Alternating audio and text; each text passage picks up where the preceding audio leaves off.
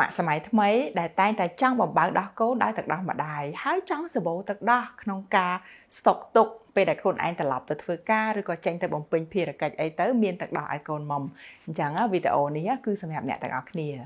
កម្មវិធីទឹកដោះម្ដាយថ្លៃរៀបចំជាពិសេសជូនអ្នកម្ដាយសម័យថ្មី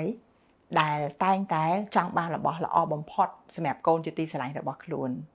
នាងខ្ញុំដុកទ័ររចនាជាគ្រូពេទ្យស្ត្រីហើយក៏ជាស្ត្រីម្នាក់ដែលបានបំបើដោះកូនដោយទឹកដោះម្ដាយផ្ទាល់សល់ទឹកដោះនៅក្នុងការឲ្យគាត់មុំពេលដែលចាប់ទៅធ្វើការវិញចាអញ្ចឹងថ្ងៃនេះនាងខ្ញុំនឹងចែក5 tip សំខាន់ដែលនាងខ្ញុំបានអនុវត្តខ្លួនឯងជាប្រចាំអំឡុងពេលសម្រាប់មាតុភាពរបស់ខ្លួនហើយឃើញថាវាជោគជ័យវាធ្វើឲ្យនាងខ្ញុំអាចមានមោទនភាពជាម្ដាយម្នាក់ដែលអាចសបោទឹកដោះឲ្យកូនមុំហើយសល់ទឹកដោះច្រើនសម្រាប់ឲ្យគាត់បន្តមុំទៀតចាអញ្ចឹងចំណុចទី1កុំភ្លេចណាម៉ាក់ការរៀបចំពេលវេលារបស់យើងការបើដោះកូនណាមិនមែនជារឿងតូចតាចមួយមិនមែនជារឿងដែលគួរឲ្យធុញទ្រាន់មួយនោះទេម៉ាក់គួរតែរៀបចំគម្រោងឲ្យច្បាស់តាំងពីកូននៅក្នុងពោះតើម៉ាក់មានពេលសម្រាប់ប៉ុន្មានខែតើអំឡុងពេលនោះម៉ាក់ចង់បានទឹកដោះបែបណាខ្លះម៉ាក់អាចមុំផ្ទាល់បែបណាពេលណាម៉ាក់ចេញទៅក្រៅពេលណាម៉ាក់ធ្វើការងារពេលណាម៉ាក់ដើរលេងអញ្ចឹងពេលដែលយើងរៀបចំពេលវេលាច្បាស់លាស់ឧទាហរណ៍ថាម៉ាក់មានមាតុភាពតែ3ខែអញ្ចឹងតើ3ខែហ្នឹងម៉ាក់ធ្វើអីខ្លះខែទី1បែបណាទី2បែបណាអាទិត្យទី1អាទិត្យទី2បែបណាហើយក៏អញ្ច្រាមមកដល់ប្រចាំថ្ងៃរបស់យើងពីព្រឹកទល់ល្ងាចរបស់យើងនេះតើយើងត្រូវធ្វើអីខ្លះហើយពេលលឺអញ្ចឹងហើយច្បាស់ជាមានម៉ាក់មួយចំនួនគិតថាចេះធ្វើមិនចាញ់ទេពេទ្យរៀប schedule មែនប៉ុន្តែបើកូនងាកយំងាកអញ្ចេះងាកអញ្ចោះម៉ាក់កុំភ្លេចម៉ាក់ធ្វើបានពីព្រោះកូនរបស់យើងណាគឺកើតពីការបង្កើតទម្លាប់ដែលយើងបង្កើតឲ្យគាត់នោះទេបើសិនជាម៉ាក់មានគម្រោងជាក់លាក់ហើយថាម៉ាក់ដឹងថាពេលណាឲ្យគាត់គេងពេលណាឲ្យគាត់មុំគាត់នឹងបង្កើតទម្លាប់នោះទៅតាមម៉ាក់ដូចគ្នាអញ្ចឹងណាមានទម្លាប់ល្អសម្រាប់ខ្លួនឯងច្បាស់លាស់ហើយបង្រៀនទម្លាប់នោះទៅកូនតាំងពីថ្ងៃដំបូងនៃជីវិតរបស់គាត់ទី2ការថែទាំសុខភាពរាងកាយម៉ាក់មិនអាចមើលកូនថែកូនហើយភ្លេចខ្លួនឯងនោះទេម៉ាក់ដឹងអត់ទឹកដោះដែលចេញមកហ្នឹងមិនមែនដូចទៅយោទឹកដែលយើងបើកហើយវាក៏ចេះតែហូរមករហូតនោះទេណាវាផលិតចេញពីឈាមវាផលិតចេញពីអ្វីដែលសរីរាង្គកាយខាងក្នុងខ្លួនរបស់យើងធ្វើការអញ្ចឹងត្រូវច្បាស់ថាខ្លួនយើងនឹងមានសុខភាពល្អរាងកាយរបស់យើងនឹងមាំទាំចេះមើលថែចេះបំពេញបន្ថែមហើយកាន់តែថែជាពិសេសជាងពេលដែលយើងអត់បំបើដោះកូនទៀតអញ្ចឹងអត់មានអីធំដុំទេសម្រាប់នាងខ្ញុំគឺផ្ដោតទៅលើការញ៉ាំអាហារនាងខ្ញុំញ៉ាំអាហារដែលមានគុណភាពមានបន្លែមានផ្លែឈើមានបរិមាណច្រើនតែច្រើនលើរបស់ដែលល្អដូចជាបន្លែភាគច្រើនចាប់ពី5ពណ៌ឡើងទៅហើយទៅបាយតិចបំផុតប៉ុន្តែញ៉ាំស្លញ៉ាំស៊ុបញ៉ាំរបស់ដែលមានជាតិទឹកច្រើនបន្ទាប់មកការញ៉ាំទឹករបស់នាងខ្ញុំគឺច្រើនមែនតើចូលដល់3លីត្រទៅ3លីត្រកន្លះព្រោះនៅពេលដែលយើងបំបើដោះកូនណាយើងចេញទឹកដោះគឺមានន័យថាយើងខ្សោះជាតិទឹកពីក្នុងខ្លួនអញ្ចឹងពេលដែលយើងបន្ថែមជាតិទឹកច្រើនគឺជួយឲ្យទឹកដោះហ្នឹងកាន់តែចេញច្រើនចាទី3នឹងខ្ញុំរត់ហាត់ប្រាណត្រឹមតែ30នាទីក្នុងមួយថ្ងៃពេលខ្លះទៅរត់លើម៉ាស៊ីនពេលខ្លះទៅក៏រត់ជុំវិញផ្ទះអញ្ចឹងគឺពិតជាធ្វើឲ្យរាងកាយរបស់ខ្ញុំហ្នឹងមាំទាំហើយបង្កើនការផលិតទឹកដោះបានច្រើនមែនតើ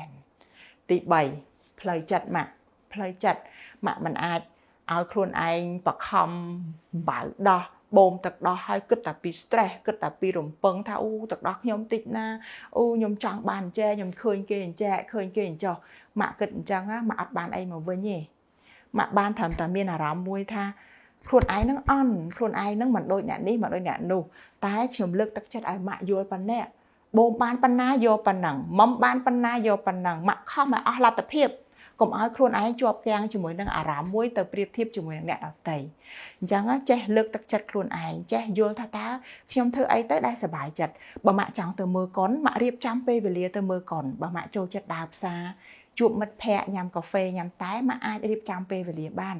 កុំឲ្យព្រោះតែការបំបើដោះកូនខ្លាចទៅជាឧបសគ្គនៃការដែលម៉ាក់មិនអាចមានសកម្មភាពអញ្ចឹងចង់ពីមួយពេលទៅមួយពេលម៉ាក់ប្រកាសជា stress ហើយនៅពេលដែល stress អរម៉ូន stress ហ្នឹងហើយដែលវាជំរុញឲ្យការផលិតទឹកដោះកាន់តែធ្លាក់ចុះទៅជាលំដាប់ចា៎ទី3រូបមន្តរបស់នាងខ្ញុំនោះគឺការរើសរកម៉ាស៊ីនបូមទឹកដោះដែលត្រូវជាមួយនឹងរូបរាងកាយរបស់ខ្ញុំត្រូវជាមួយនឹងអ្វីដែលខ្លួនខ្ញុំត្រូវការនៅពេលដែលខ្ញុំរើសម៉ាស៊ីនបូមទឹកដោះណាខ្ញុំគិតណាខ្ញុំអានខ្ញុំសិក្សាអំពីម៉ាស៊ីនមួយនោះតើវាជួយអីខ្លះលើខ្លួនខ្ញុំតើដំណើរការរបស់វានោះបែបណាដែរហើយចំណុចសំខាន់មែនតើណាម៉ាក់ ក្បាលដែលត្រូវដាក់ភ្ជាប់ជាមួយនឹងសូដានរបស់យើងហ្នឹងត្រូវតែទន់ត្រូវតែបត់បែនបានត្រូវតែមានលក្ខណៈងាយស្រួលដែលมันក៏កាត់ទៅលើសាច់សូដានរបស់យើងត្រូវដឹងថាពីមួយថ្ងៃទៅមួយថ្ងៃយើងបូមទឹកដោះអត់ក្រៅ20ដងឯងអញ្ចឹងត្រូវតែរករបស់អីដែលវារំខានតិចបំផុតសម្រាប់ខ្លួនខ្ញុំចាចុងក្រោយជាពិសេសតែម្ដងនោះគឺ function នៃម៉ាស៊ីនមកដឹងអត់ function នៃម៉ាស៊ីននៅពេលដែលគេផលិតកាន់តែទំនើបគឺកាន់តែវាដូចអ្វីដែលខ្លួនយើងធ្វើការអញ្ចឹងនៅពេលដែលយើងបូមទឹកដោះខ្លួនយើងច្រឡំស្មានតែកូនមុំអញ្ចឹងធ្វើឲ្យបរិមាណនៃការផលិតទឹកដោះហ្នឹងកាន់តែច្រើនទៅដំណើរការ2ដែលសំខាន់នៅក្នុងការផលិតទឹកដោះគឺការភ្ញូចវាហាក់ដូចជាមាត់កូនប៉ះជាមួយនឹងសូដានរបស់យើងដែលធ្វើឲ្យខួរក្បាលយើងមានអារម្មណ៍ថាអូមានមនុស្សត្រូវចិញ្ចឹមអញ្ចឹង function នៃការភ្ញូចទឹកដោះគឺជួយឲ្យខួរក្បាលរបស់យើងបញ្ចេញអរម៉ូននៃការផលិតទឹកដោះ